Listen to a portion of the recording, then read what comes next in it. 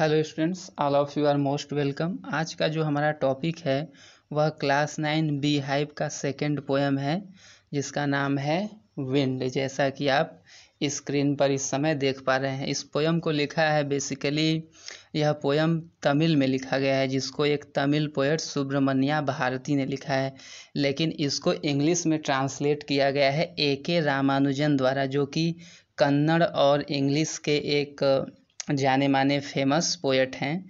तो देखिए इस पोएम में बताया क्या जा रहा है। इस पोएम में बताया जा रहा है कि जब हवा आती है तो जितनी भी हल्की चीज़ें हैं सबको उड़ा ले जाती है, सबको तोड़ देती है, और वह हवा इन हल्की चीज़ों का एक मजाक, सबका मजाक बना देती है, सबको उड़ा देती है, तोड़ फोड़ देती है। तो इस पोएम में यह बताया गया है, लास्ट में उससे निष्कर्ष यही निकलता है कि हमें physically and mentally, we have to be physically and mentally strong, और हमें परिस्थितियों को दोष नहीं देना है। यदि हम कमज़ोर होंगे तो हम जीवन में हार जाएंगे। तो परिस्थितियां आती रहती हैं जो हमारा मजाक बनाती हैं, लेकिन हमें उनके सामने उनका डटकर मुकाबला करना है।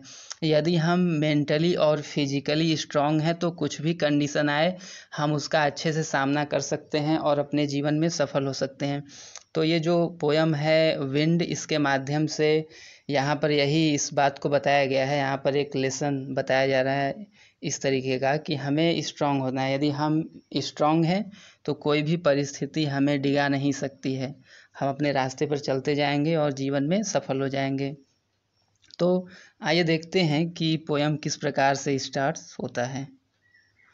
तो इसमें देखिए, विंड कम सॉफ्टली, मतलब कोई है जो कह रहा है, पोएट कह रहा है कि विंड कम सॉफ्टली, हे हवा तुम धीरे धीरे आओ, मतलब तुम धीरे धीरे बहो। हे हवा तुम धीरे धीरे बहो, हे हवा तुम धीरे धीरे बहो।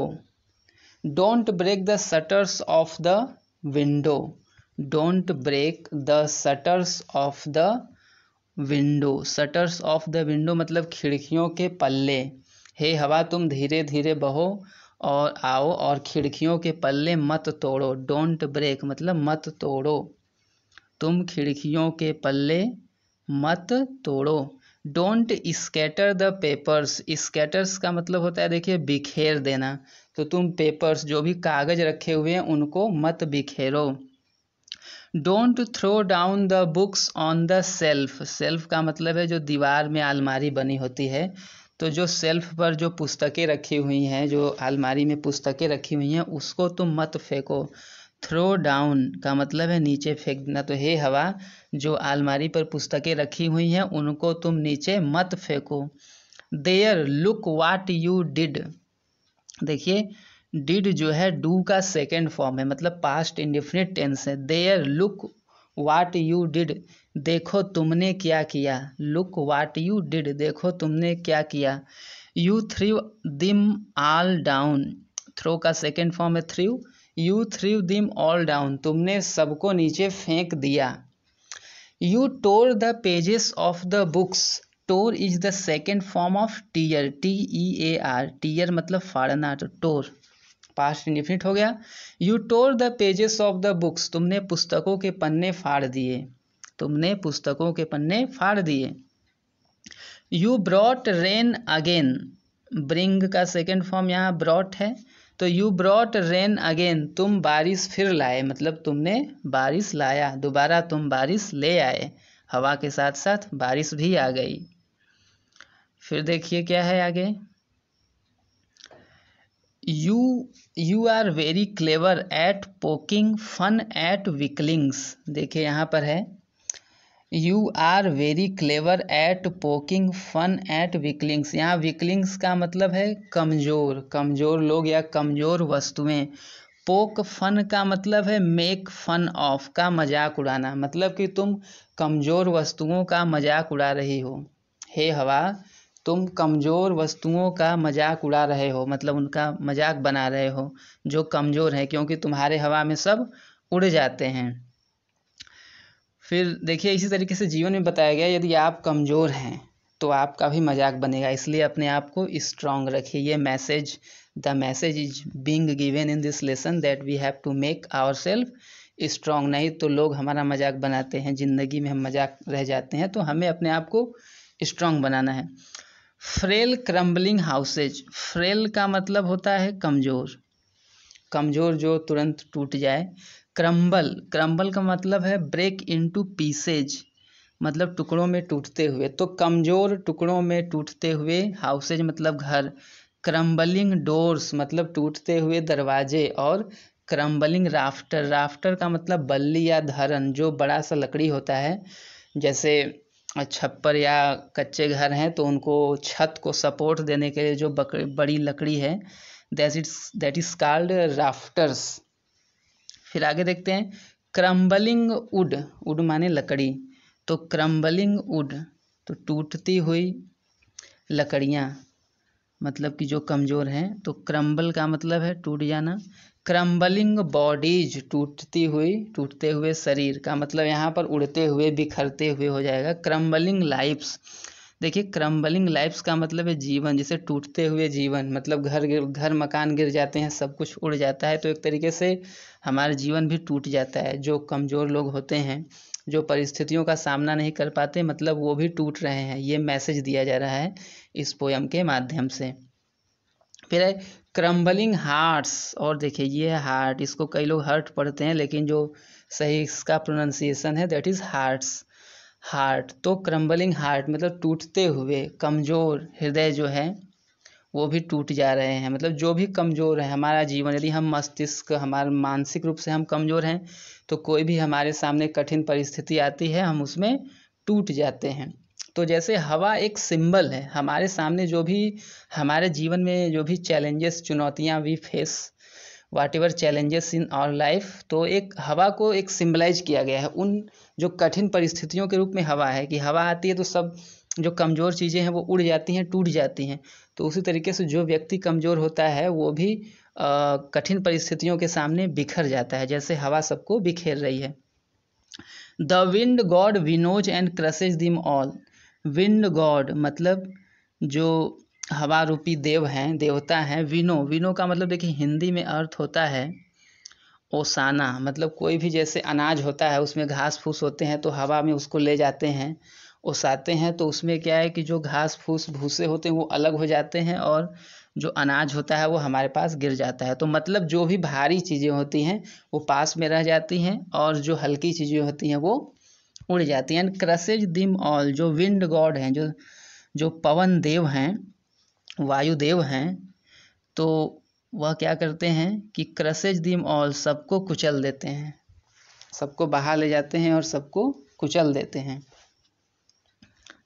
फिर he won't do what you tell him, बोलते हैं पोएट बोलते हैं कि he won't do what you tell him, हवा को बोलते हैं कि he won't do what you tell him, तुम जो उसे कहोगे करने के लिए वह नहीं करेगा, मतलब जो हवा है तुम जो उसे कहोगे करने के लिए वह नहीं करेगा। So come let's build strong homes, तुम जो कहोगे, यानी हम कहेंगे कि हे हवा हमारे घरों को मत उड़ाओ, तो वह ऐसा नहीं करेगा, वह उड़ा देगा, गिरा देगा।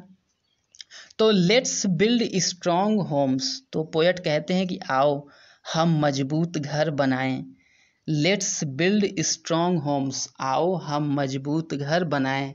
Let's join the doors firmly, let's join the doors firmly, मतलब हम अपने दरवाज़ों को एकदम मजबूती से स्थिर करें, जोड़ें। Let's join the doors firmly का मतलब होता है मजबूती से, तो आओ हम अपने दरवाज़ों को मजबूती से जोड़ें, मतलब मजबूती से स्थिर करें। Practice to firm the body, practice to firm the body, firm का मतलब होता है स्थिर, दृढ़, तो शरीर को दृढ़ करने का अभ्यास करो। Practice to firm the body, शरीर को दृढ़ करने का प्रयास करो। Practice to firm the body, शरीर को दृढ़ करने का प्रयास करो, मतलब शरीर को मजबूत करो, नहीं तो हवा उड़ा ली जाएगी, जो परिस्थितियाँ आएंगी उसमें आप ढह जाएंगे, उसके सामने टिक नहीं पाएंगे। Make the heart stead fast, मतलब हृदय को अपने दृढ़ बनाओ, मजबूत बनाओ, अपने हृदय को मजबूत बनाओ। Do this and the wind will be friends with us, ऐसा करो and the wind will be friends with us, और हवा हमारा मित्र बन जाएगा, यदि हम ऐसा करेंगे तो हवा हमारा मित्र बन जाएगा। तात्पर्य है कि यदि हम परिस्थितियों से लड़ना सीख जाते हैं तो जो हमारे लिए प्रतिकूल परिस्थितियां आती हैं वो भी हमारे लिए एक अवसर बन जाते हैं। The wind blows out weak fire. Blow out का मतलब है एक्सटिंग्विश का मतलब बुझा देना, ब्लो आउट बुझा देना। तो हवा कमज़ोर आग को, जो धीमे से आग जलती है उसको हवा बुझा देती है। He makes strong fire roar and flourish. देखिए ही, जो मतलब ही का मतलब यहाँ विंड है, हवा। Makes strong fires roar and flourish. Roar का मतलब है दहाड़ना। तो वही हवा है जो छोटी आग होती है, कम धीमी जलती आग को बुझा देती है, लेकिन जो बड़ी आग होती है उसको और दहका देती है। फ्लोरिश का मतलब और दहका देना, उसकी ज्वाला को और तेज कर देना। तो मतलब वही परिस्थितियों में यदि हम कमज़ोर हैं तो वो परिस्थितियां हमें नष्ट कर देती हैं, लेकिन हम मजबूत हैं तो वो परिस्थितियां हमारे लिए सहायक हो जाती हैं। इसको हम एक फायर के एग्जाम्पल से समझ सकते हैं कि यदि कमज़ोर फायर है, धीमी सी आग जल रही है तो वह हवा में बुझ जाती है, लेकिन यदि आग बड़ी है तो वही हवा उसको और बड़ी कर देती है। His friendship is good. His का मतलब है wind. The friendship of wind is good. हवा का जो मित्रता है, हवा से मित्रता अच्छी है। We praise him every day. We praise का मतलब प्रशंसा करना, एवरी डे का मतलब प्रत्येक दिन। We praise him every day. हम प्रत्येक दिन उसका प्रशंसा करते हैं, मतलब हम प्रत्येक दिन हवा का प्रशंसा करते हैं। हवा की मित्रता अच्छी है। मतलब यदि हम अपने आप को दृढ़ और मजबूत बनाते हैं तो परिस्थितियां यदि विनाशकारी हैं तो भी हम उनके सामने रह सकते हैं, उनको अपने लिए अनुकूल बना सकते हैं। लेकिन यदि कमज़ोर हैं तो हम उनके सामने टिक नहीं सकते और नष्ट हो जाते हैं। तो एक बहुत अच्छा सा पोयम है जो कि हमें जीवन में परिस्थितियों से लड़ने के लिए अपने आप को स्ट्रांग बनाने की बात कहता है। तो आई होप कि इस पोयम के माध्यम से आपने बहुत कुछ सीखा होगा और आपको यह पोयम समझ में आया होगा। तो that's all in this video. Stay safe.